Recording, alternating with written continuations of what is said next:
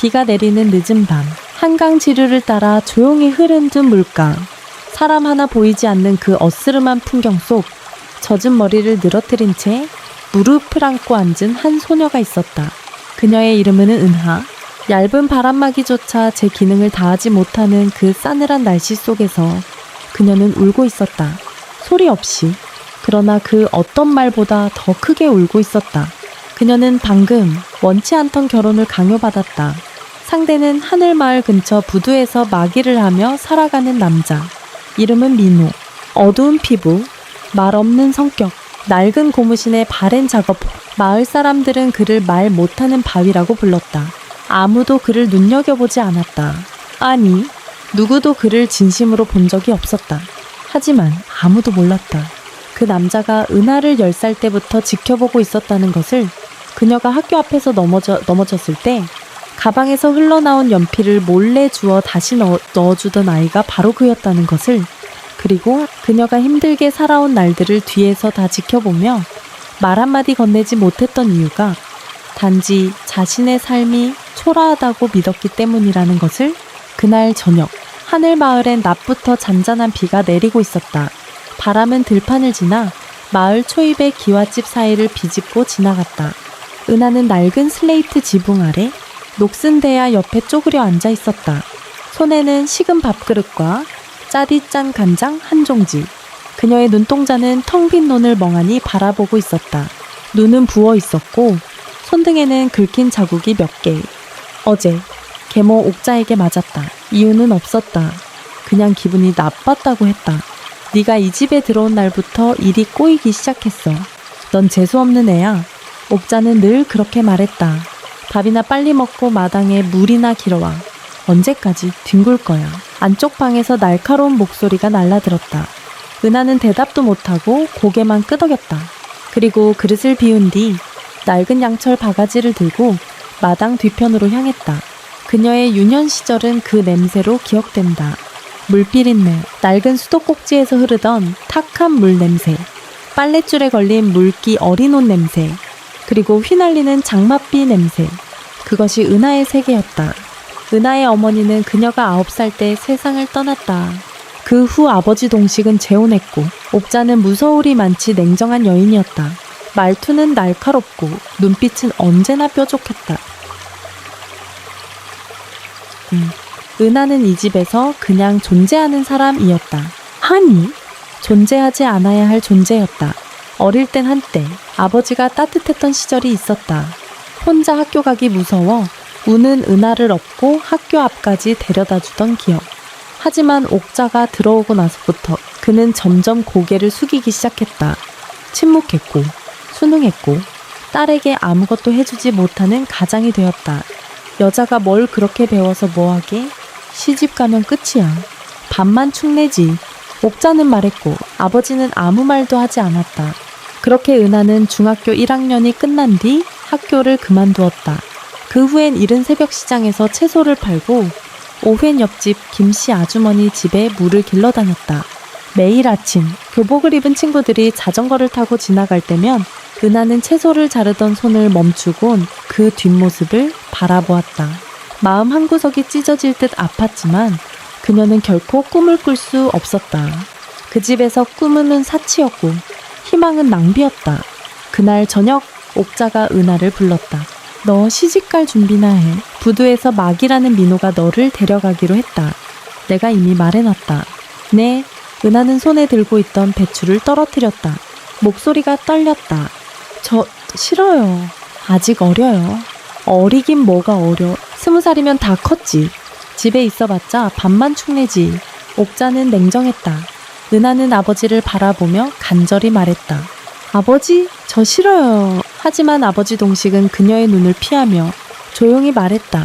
말 잘 들어라. 그게 제일 좋다. 그날 밤 비가 잔잔히 내리는 소리에 은하는 잠을 이루지 못했다. 아버지와 옥자의 대화가 문 밖에서 들려왔다. 나도 딸 안 보내고 싶지. 근데 돈이 없어. 더 이상 어떻게 해.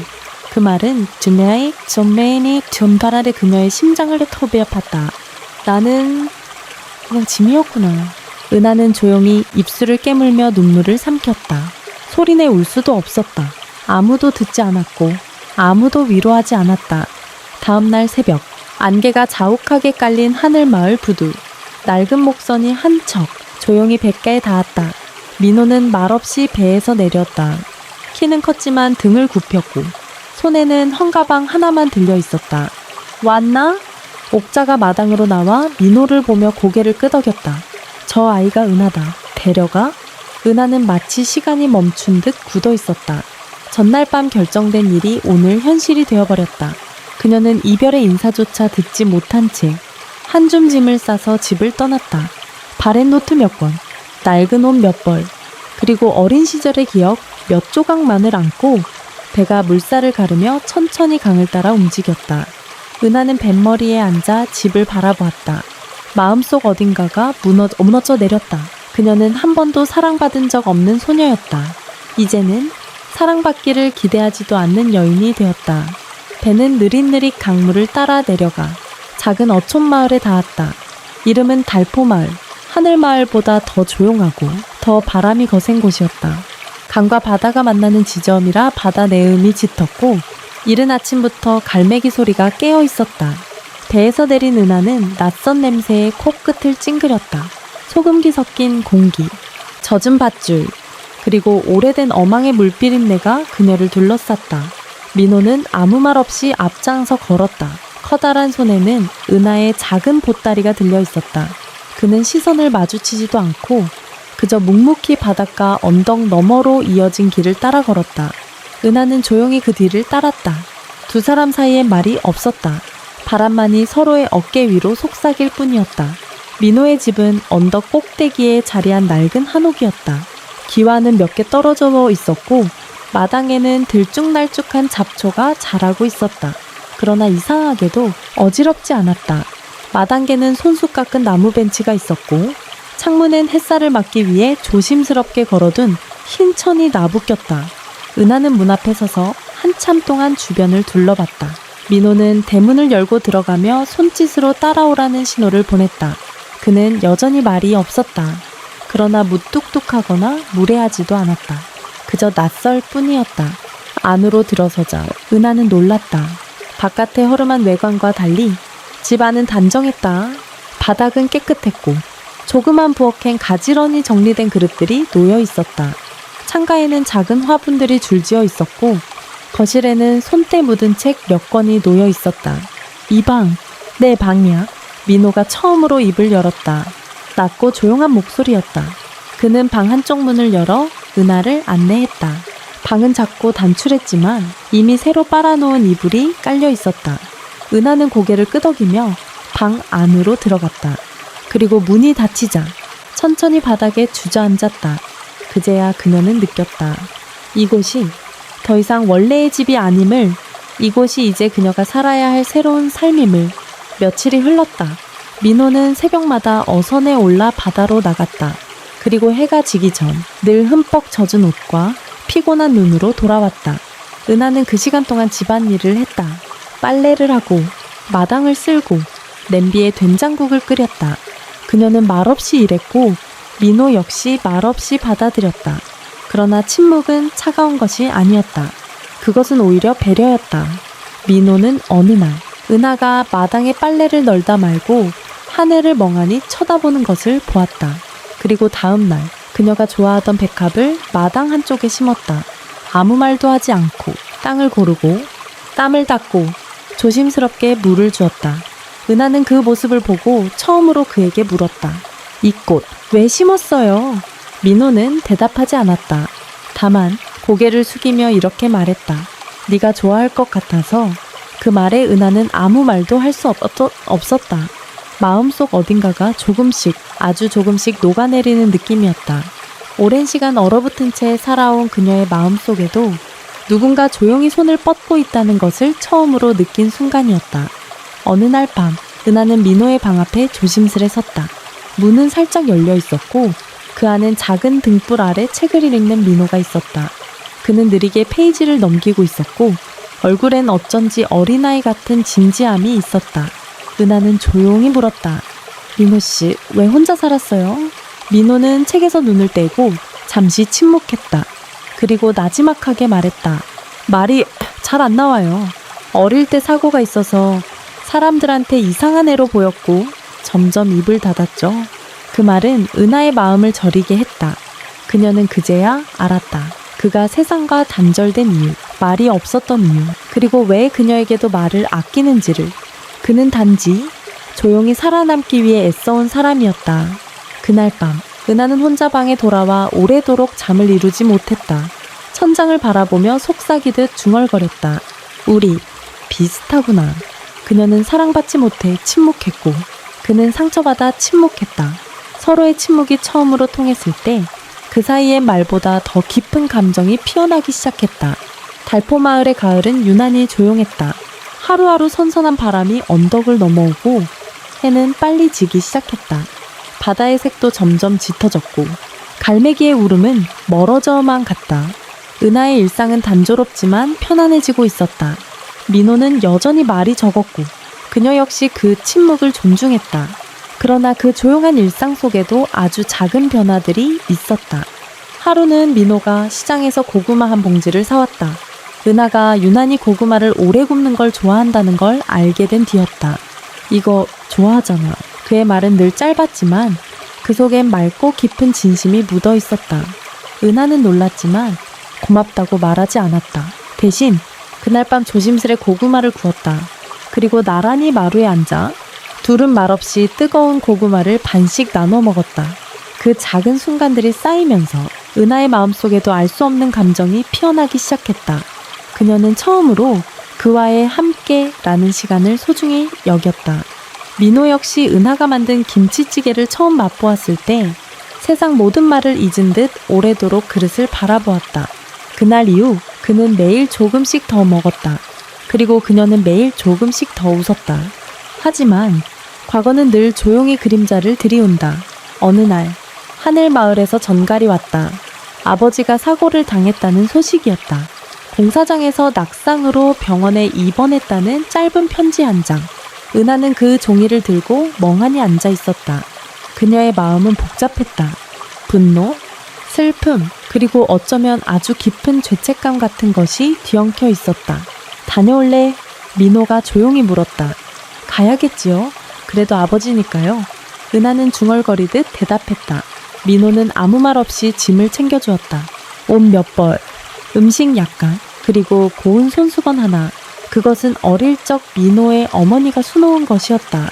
길에서 울면 닦으라고 그가 건넨 말이었다. 은하는 아무 말 없이 그것을 받아들었다. 하늘마을로 돌아간 건 1년 만이었다. 모든 것이 그대로였다. 낡은 지붕, 금이 간 담장, 거친 말투의 이웃들. 병실에서 만난 아버지는 얼굴이 수척해 있었고 손에는 붕대가 감겨 있었다. 그는 은하를 보자 말없이 눈을 피했다. 괜찮아요. 은하가 먼저 물었다. 그래, 그럭저럭. 아버지의 목소리는 여전히 무뎠다. 하지만 눈빛은 무너져 있었다. 링 무너져 있었다. 옥자는 병실에 없었다. 알고 보니 사고 소식을 듣고 집을 나갔다는 것이다. 은하가 자리를 비운 사이 모든 것이 더 무너진 것이다. 그날 밤 병실에서 돌아오는 길, 은하는 어린 시절 자주 앉아있던 우물가에 섰다. 별이 없는 하늘 아래 그녀는 조용히 눈을 감았다. 모든 것이 아프고 모든 것이 그리웠다. 그때 왜 날 안아주지 않았을까? 그녀의 눈에서 눈물이 흘렀다. 하지만 이번엔 울음을 참지 않았다.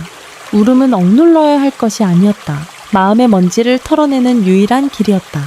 며칠 후 민호가 직접 은하를 마중 나왔다. 달포마을에서 여기까지 버스를 3번 갈아타야 하는 먼 길이었다. 멀잖아요. 왜 왔어요? 은하가 물었다. 그냥 네가 혼자일까봐.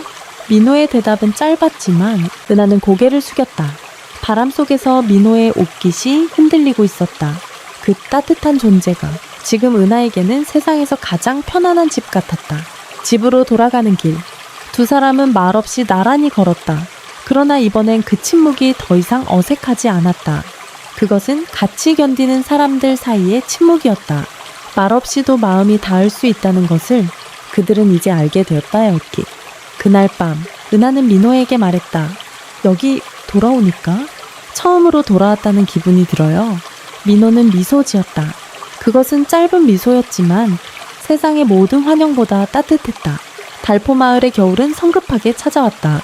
바람은 뺨을 베일 듯 날카로웠고 바다는 언제나보다 더 거칠게 숨을 쉬었다. 창문을 닫아도 밖에 찬 공기가 집 안까지 스며들었고 부엌의 물은 이른 새벽이면 살얼음이 어는 날이 많아졌다. 은하는 이따금 불쑥 자신이 지금 어디에 있는지 생각하곤 했다. 몇 달 전만 해도 상상도 할 수 없었던 조용하고 평화로운 공간, 누군가를 두려워하지 않아도 되는 곳, 누군가를 증오하지 않아도 되는 하루하루. 그럼에도 그녀는 아직 무언가 마음속에 걸려 있었다. 그건 단순히 과거의 상처가 아니라 아직 잘 알지 못하는 민호에 대한 물음표였다. 하루는 시장에 들렀다가 우연히 민호에 대해 묻는 이웃 아주머니의 말을 듣게 되었다. 그 집 청년 말이야. 옛날에 큰 사고가 있었지. 가족이 다... 말끝이 흐려졌고 은하는 멈춰져 섰다. 가족이... 다 뭐요? 바다사고로 돌아가셨다네. 겨울바람이 심한 날 어머니랑 누나랑 같이 배를 타고 나갔다가 파도에 휩쓸려서 혼자만 살아남았다고 들었어. 그 후로 애가 말문이 확 닫혔다지. 은하는 말을 잊지 못한 채 그 자리에 서 있었다. 민호의 눈빛, 말 수 없는 태도, 그리고 그가 처음 보여준 낡은 손수건이 떠올랐다. 아마도 그 손수건은 돌아오지 못한 누군가의 것이었을지도 모른다. 그녀는 그날 저녁 조심스레 물었다. 민호 씨, 어릴 때 바다에서. 그 말에 민호는 숟가락을 내려놓았다. 그리고 조용히 벽을 바라보았다. 한참을 그렇게 있다가 천천히 입을 열었다. 그날 내가 타지 말라고 했어요. 바람이 세다고 위험하다고. 근데 어머니는 우리가 돈이 급하다고 꼭 나가야 한다고 하셨어요. 누나도 옆에서 웃으면서 괜찮아 하며 따라갔고 그의 목소리는 떨리고 있었지만 꾹 참고 있었다. 그리고 난 그들을 마지막으로 봤어요. 그 파도 속에서 은하는 조용히 그의 손등 위에 손을 얹었다. 민호는 처음으로 그녀를 제대로 바라보았다. 그 눈빛엔 오랜 세월 견뎌온 죄책감과 슬픔, 그리고 아주 조금 안도감이 있었다. 말하지 않아도 서로의 아픔이 닿았다는 것을 그 둘은 느끼고 있었다. 며칠 후 은하는 편지를 받았다. 하늘 마을에서 온 아버지의 편지였다. 그는 긴 문장 대신 단 한 줄을 적어보냈다. 은하야, 나중에라도 한 번쯤 와줬으면 좋겠다. 편지를 접으며 은하는 한참 동안 아무 말도 하지 못했다. 그리고 그날 밤 민호에게 말했다. 이번엔 내가 혼자 다녀올게요. 제 마음이 가야겠다고 할 때 가야 하니까. 민호는 고개를 끄덕였다. 그리고 그녀에게 무언가를 내밀었다. 작은 병에 담긴 생강차였다. 밤 기운이 차니까 챙겨가. 그 짧은 말 속에 은하는 마음이 따뜻해졌다. 그녀는 그 따뜻함을 품고 하늘 마을로 떠났다. 하늘 마을은 여전히 변하지 않았다. 병원 복도는 오래된 세월의 냄새가 났고 아버지는 누운 채 창밖을 바라보고 있었다. 그가 딸을 보며 말했다. 많이 미안했다. 그땐 그게 최선이라 믿었어.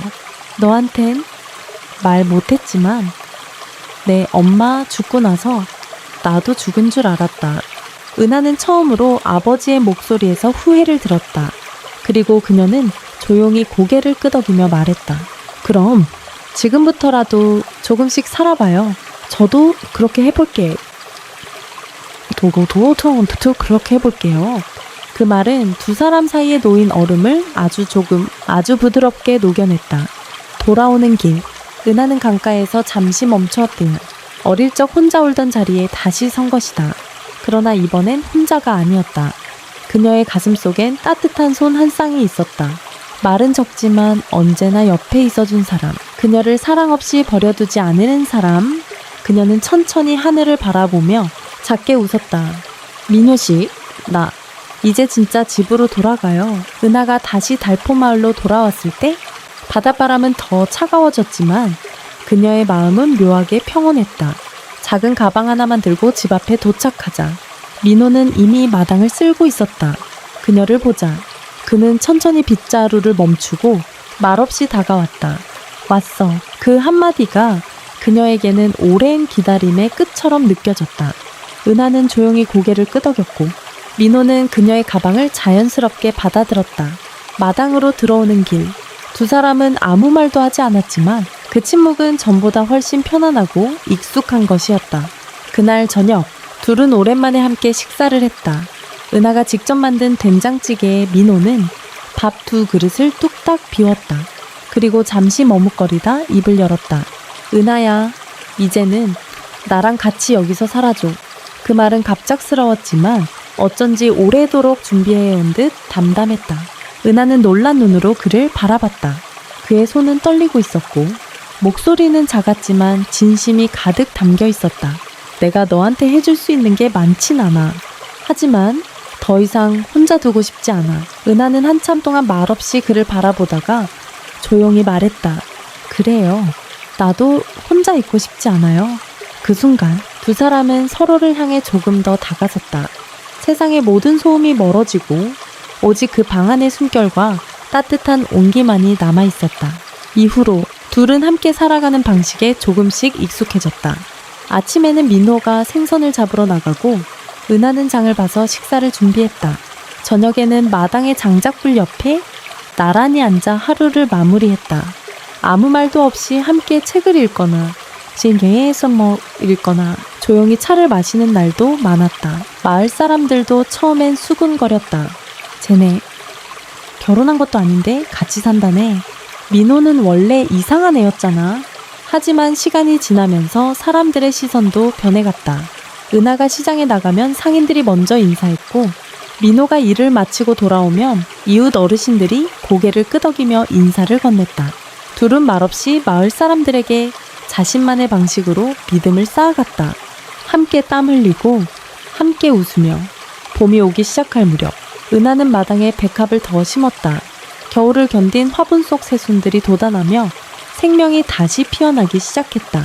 그날 저녁 민호는 옥상에 작은 텐트를 쳐두었다. 별이 가득한 하늘 아래 둘은 나란히 누워 이야기를 나누었다. 은하는 웃으며 말했다. 처음 이 집에 왔을 땐 하루만 있어도 숨이 막힐 것 같았어요. 민호는 웃지 않았다. 대신 그녀를 조용히 바라보다가 말했다. 처음 널 데려올 때 난 매일 죄인 같았어. 나 같은 사람이 너한테 뭘 줄 수 있겠나 싶어서. 그런데 지금은 네가 내 삶을 다르게 만들어줬어. 모험은 비행이소. 그 말에 은하는 잠시 눈을 감았다. 별빛이 눈꺼풀 너머로 퍼졌다. 우리 여기서 오래오래 같이 살아요. 말이 없어도 어려워도 그냥 같이. 민호는 고개를 끄덕이며 그녀의 손을 조심스레 잡았다. 그 손은 따뜻했고 오랫동안 기다려온 온기였다. 그해 여름 달포마을은 유난히 푸르고 따뜻했다. 바닷바람은 한결 부드러워졌고 골목마다 수국이 흐드러지게 피었다. 민호와 은하의 집 마당에도 꽃이 만개했고 작은 텃밭에는 상추며 고추, 가지들이 튼튼하게 자라고 있었다. 아침마다 마당에서 벌레를 쫓고 물을 주는 은하의 모습은 마치 오래된 풍경화처럼 평화로웠다.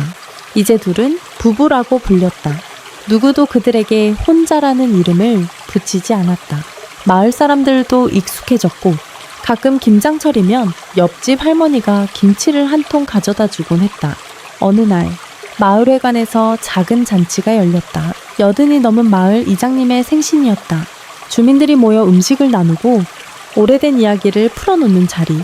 은하는 민호와 함께 처음으로 공개적인 자리에 나섰다. 처음엔 어색했지만 이장님이 민호를 보며 손을 흔들었다. 이젠 사람이 됐네. 민호야. 그 조용하던 네가 말이야? 이렇게 옆편네랑 손잡고 나오고 주변에서 웃음이 터졌고 민호는 수줍게 고개를 끄덕였다. 은하는 그 옆에서 그를 바라보며 조용히 웃었다. 마치 그 모든 시간이 지금 이 순간을 위해 존재했던 것처럼 시간은 흘렀고 가을이 찾아왔다. 은하는 마을 아이들에게 글을 가르치기 시작했다. 학교에 다니지 않는 아이들, 사정이 어려운 가정의 아이들이었다. 마루에 돗자리를 깔고 공책을 펴고 가만히 받아 쓰는 아이들의 모습은 은하에게 또 다른 의미를 주었다. 어느 날 한 여자아이가 조심스럽게 물었다. 은하 선생님, 어릴 때도 선생님 되고 싶었어요. 은하는 순간 멈칫했다. 그리고 조용히 고개를 끄덕이며 말했다. 아주 오래전부터. 근데 한동안 그걸 잊고 있었지. 왜요? 그땐 내가 꿈꿔도 된다는 걸 몰랐거든. 아이의 눈이 동그랗게 커졌고 은하는 웃으며 손을 뻗어 그녀의 머리를 쓰다듬었다. 근데 말이야, 지금은 다시 꿈을 꿀 수 있게 됐어. 늦지 않았어. 그날 밤 민호와 함께 바닷가에 나가 별을 보았다. 조용한 밤바다, 잔잔한 파도 소리. 민호는 별을 바라보며 말했다. 이제 하나 더 꿈을 꿔도 될까? 어떤 꿈이요? 우리 아이를 키우는 거. 아주 작고 웃음소리가 맑은 아이? 너처럼 말야. 은하는 순간 아무 말도 하지 못했다. 눈물이 저절로 고였다. 그 말은 단지 가족을 꿈꾸자는 말이 아니었다. 그것은 너와 함께라면 어떤 미래든 받아들일 수 있다는 고백이었다. 그 꿈 같이 꿔요. 그날 밤 그들의 손은 밤하늘만큼 깊고 단단히 얽혀 있었다. 세상이 여전히 거칠고 바람이 불어도 이제는 흔들리지 않을 두 사람만의 뿌리가 생겼다. 시간은 흘렀고 달포마을에는 또 다른 계절이 찾아왔다. 민호와 은하의 집 마당 한켠, 그 백합은 올해도 변함없이 피어났다. 하얀 꽃잎은 그 모든 날을 기억하고 있는 듯 조용히 흔들리고 있었다. 그들의 삶은 여전히 단순하고 조용했지만 더 이상 외롭지 않았다. 함께 울고 함께 웃으며 서로의 아픔을 껴안은 그들은 이제 어디에도 속할 수 있는 가족이 되어 있었다. 삶은 여전히 완전하지 않았지만 그 불완전함마저도 서로가 채워주는 날들이었다. 그리고 그 속에서 은하와 민호는 매일같이 자신만의 방식으로 다시 피어나고 있었다. 이 이야기를 다 읽고 나면 마음 한구석이 묵직하게 울리는 걸 느끼셨을 거예요. 은하와 민호, 서로 다른 상처를 가진 두 사람이 천천히 조용히 서로의 삶에 스며들며 진짜 가족이 되어가는 과정은 그 어떤 말보다도 깊은 울림을 줍니다. 말보다 행동이 먼저였던 민호의 배려, 그리고 점점 용기를 되찾아가는 은하의 성장? 그 모든 장면이 우리 각자의 삶 어딘가와 닮아있지 않나요? 삶이 항상 화려하거나 완벽하지 않아도 누군가와 함께 견디고 나누는 순간들이 있다면 그건 이미 충분히 따뜻한 기적이라고 생각해요. 이 이야기를 통해 누군가는 위로받고 누군가는 용기를 얻기를 바라며 정성껏 써내려갔습니다. 이야기의 진짜 여정은 이제 막 시작되었어요. 다음 편에서는 은하와 민호가 함께 만들어가는 새로운 미래, 그리고 예상치 못한 인물들과의 만남이 기다리고 있습니다. 두 사람이 어떻게 더 깊어지고 또 어떤 시련을 함께 넘게 될지 궁금하지 않으신가요? 재밌게 보셨다면 꼭 좋아요와 구독, 그리고 댓글로 응원해주세요. 여러분의 한마디가 다음 이야기를 만들어가는 큰 힘이 됩니다. 2부에서 더 깊어진 이야기로 다시 만나요.